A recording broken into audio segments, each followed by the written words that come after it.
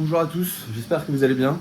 Aujourd'hui, on va redémonter le moteur de la Montesa parce que j'ai foiré des roulements la semaine dernière. Il y a un peu de jeu sur le roulement de Villebrequin et un peu de jeu sur le roulement de kick. J'ai un peu tapé comme un sourd dessus, c'est peut-être aussi pour ça. Donc aujourd'hui, on refait tout. On refait tout et j'en profite pour imprimer de nouveaux objets.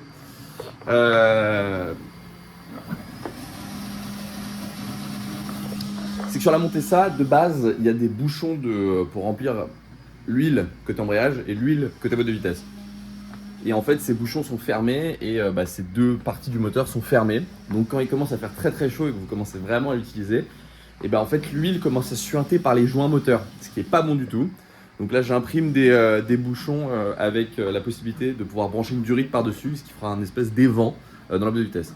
Donc je vous tiens au courant. Je vais vous filmer un peu le redémontage du moteur et en plus le remontage par derrière. Surtout qu'il me manque encore quelques joints spi et autres. Donc le moteur sera nickel.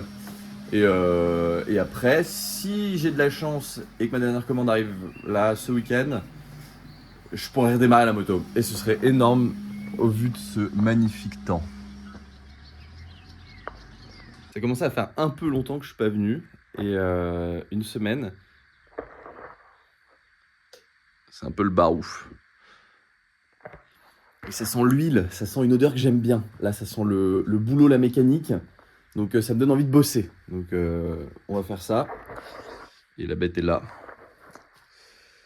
Mais avant tout, je vais vous faire un petit accéléré du rangement de l'atelier. Comme ça, vous aurez tous les coulisses de ce qui se passe.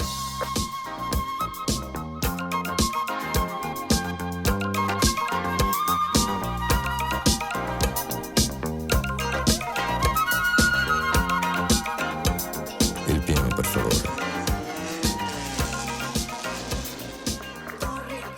Bon, comme c'était à prévoir, eh bien, c'était du travail qui était très bien fait. Avant de séparer les carters, j'ai galéré. J'ai dû utiliser des outils pas très communs. Ça, c'est des rabots de menuisier, ça. C'est très pratique pour faire les carters qui sont coincés. Vous le mettez entre deux endroits qui ne craignent pas et vous tapotez un petit peu, ça fonce et ça les sépare. C'est plutôt pratique. Anyway, c'était pas pour ça que je vous prenais. Je vous prenais parce que j'ai encore une fois de plus très bien bossé, en toute modestie. Et là, c'est tout nickel. Donc c'est-à-dire que la pâte à joint avait bien fusionné avec le joint et tout. Enfin, c'était top. Mais par contre, le joint, il est dead en fait. Il est dead. Il est cuit. Je l'ai malheureusement un peu maltraité et en fait il était carrément réutilisable, mais il a fondu ici là, au niveau du cylindre. Du coup, ce que j'ai fait, c'est que j'ai pris ça en photo. Je vais prendre des mesures, etc. Et je vais modéliser un patron en 3D. Je vais m'imprimer un patron en 3D. Et je vais pouvoir, avec ce patron, redécouper le joint. Hop, pour le moteur. Parce qu'à la limite, j'aurais remis de la pâte à joint sur un bout de joint qui est en haut de la boîte de vitesse, là, ici, qui est en haut de la boîte de vitesse, etc. Enfin, même là, il a cassé. Bon, déjà, parce que c'était mal découpé de base. Mais là, à ce niveau-là, c'est-à-dire que ça va être joué sur l'étanchéité du moteur. Enfin, franchement, pas dingue. Pas dingue, et j'ai pas envie de le faire. Donc, on verra. Donc là, je vais modéliser tout ça. Je vais faire un truc tout beau, tout propre que je vais imprimer en 3D. Je vais presser les nouveaux roulements dans le carter. Parce que voilà. Ça, très bien. Et après, boum, hein, j'ai envie de dire. Donc, comme vous l'avez vu, étant donné que, on est bête, et on a du temps, j'ai du temps et j'ai de l'argent. Donc, il faut... Enfin non, j'ai pas du temps ni de l'argent. Je suis bête, donc je dépense du temps et de l'argent inutilement. C'est surtout ça le message. Donc là, on se retrouve sur Fusion. Et je vais modéliser le plan de joint. Voilà, pour pouvoir le découper proprement, comme il se doit. D'ailleurs, mes pièces sont terminées, comme vous pouvez le voir.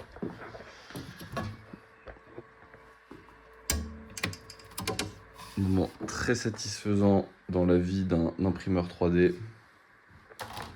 Attends, je vais vous setup le trépied quand même. Là, ça c'est très très satisfaisant.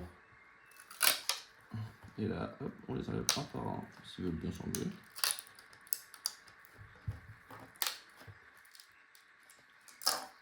Hop, 1, 2, 3, et celui-là, toujours chiant, 4. Voilà. Du coup là j'ai mes petits bouchons, donc comme vous pouvez le voir, bon là il y a encore les supports, mais en fait je pourrais mettre une durite par-dessus, et en fait ça fait une ventilation parce que il y a clairement un trou, donc toute la pression qu'il y a en trop, ça pourra partir par là. Ça évitera que l'huile suinte un peu de partout, donc ce qui est plutôt pas mal. Et après il y a peut-être un monde où avec une perceuse je l'agrandisse un peu le trou.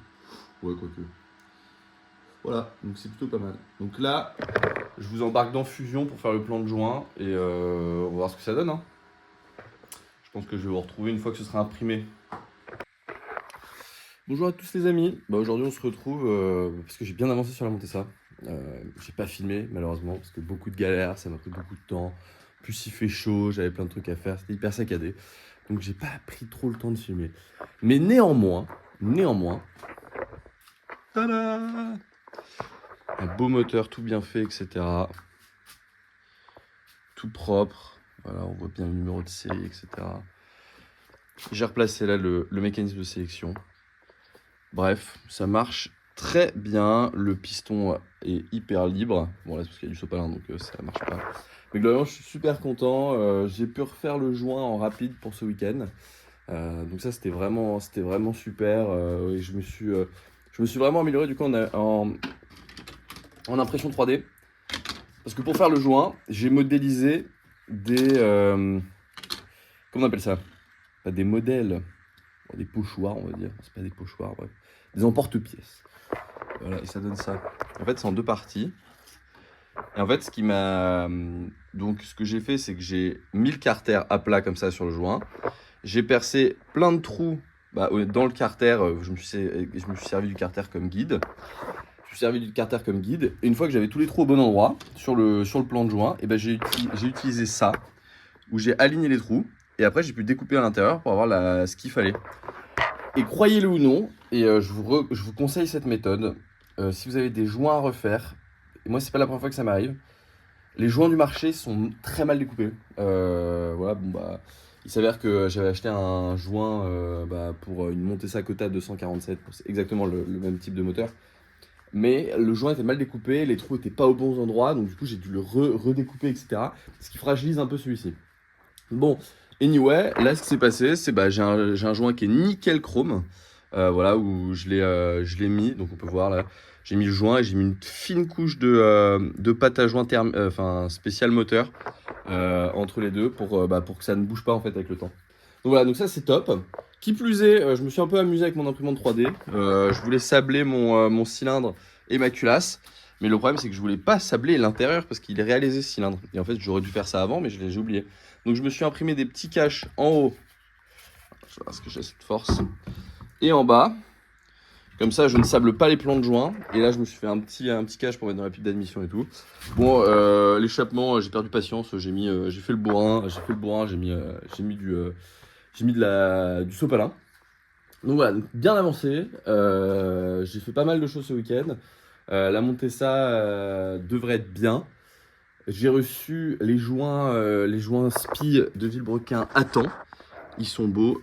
J'ai pris des marrons parce que plus haute température, etc. Et là, cet après-midi, donc faut que je peigne le moteur. Donc j'ai acheté une peinture sur Amazon. Ça, voilà. Je sais pas ce que ça vaut. Apparemment, c'est une peinture haute température où il faut faire 3 couches. Donc première couche 30 minutes, deuxième couche 30 minutes, troisième couche 30 minutes. Et après il faut la faire cuire au four. Donc je vais utiliser le four de la cuisine. J'en profite qu'il n'y ait personne à la maison pour pouvoir faire ce genre de bêtises. Donc ça devrait être pas mal. Je vous filmerai le rendu tout à l'heure. Mais là il faut que je bosse. On sort les grosses armes. Donc, je vais tester un peu la peinture. Ça. Faire la première couche et préparer le cylindre juste là-bas. Et voilà, je préfère me protéger parce qu'on est quand même dans un espace assez confiné. Donc je vais faire la première couche, on va voir ce que ça donne. Et ça va être pas mal. Après, je pourrai faire cuire tout ça après 3 couches. Là, j'ai mis mon petit cache pour éviter de peindre le fond de la culasse. Bon, le fond de la culasse a été sablé pour enlever toute la canadine, forcément. C'est dur de parler là-dedans. Bref, je vous retrouve après, une fois que j'aurai peint les 2 trucs avant de les mettre au four. Je vous reprends. Petit update sur le moteur. J'ai bien avancé encore sur le moteur de la Montesa. Le cylindre et la culasse sont peintes. J'ai commencé à faire les réglages sur le piston. J'ai demandé à mon ingénieur de me faire un petit trou de graissage sur la barrette d'échappement. Et ça n'a pas été fait. Donc là, je l'ai faite moi-même. Donc on peut voir ici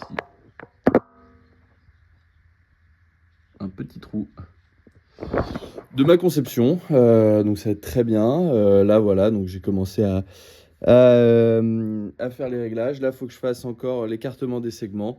Mais sinon, le cylindre rend super bien. Bon, il y a des taches dessus parce que j'ai mis du nettoyant frein pour enlever un peu la poussière, etc. Et là, pareil, ça rend super bien sur la culasse. Avec une petite bougie noire mat. Édition spéciale, Racing. Et ouais, et là le moteur rend super bien. Là je vais gaper les segments. Et après je pourrai tout remonter. Donc voilà, donc je suis content. Ça avance bien. Mes petits bouchons en impression 3D qui vont faire office aussi d'évent rentrent bien.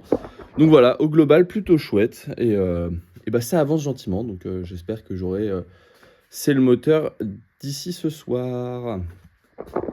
Coucou les copains, dans cette petite vidéo vous avez pu voir on s'est pas mal amélioré, je me suis pas mal amélioré sur l'impression 3D.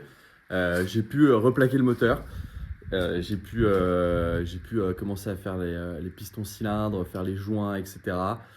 Essayer de découper, tout faire moi-même parce que bon, comme vous savez, hein, les joints qu'on trouve dans le commerce ils sont pas dans super bonne qualité, ils tombent pas forcément juste. La preuve c'est que j'avais utilisé un joint du commerce au tout début sur ce moteur. Et en plus, quand je l'ai réouvert, il s'est cassé en deux. Et en fait, je me suis rendu compte qu'il ne s'alignait pas du tout avec les trous. Donc là, on se retrouve dans le magnifique garage avec tous les jouets. Bon, là, il est un peu vide parce qu'il y en a pas mal dans l'atelier. Mais l'idée, c'est que je vais remettre le moteur dans le cadre et qu'à la prochaine vidéo, je vous montre un peu les premiers essais, les premiers démarrages de la Montesa. Et je pense qu'on pourra bien se marrer et qu'on pourra vous montrer nos prochaines aventures. Ah oui, d'ailleurs. Bisous.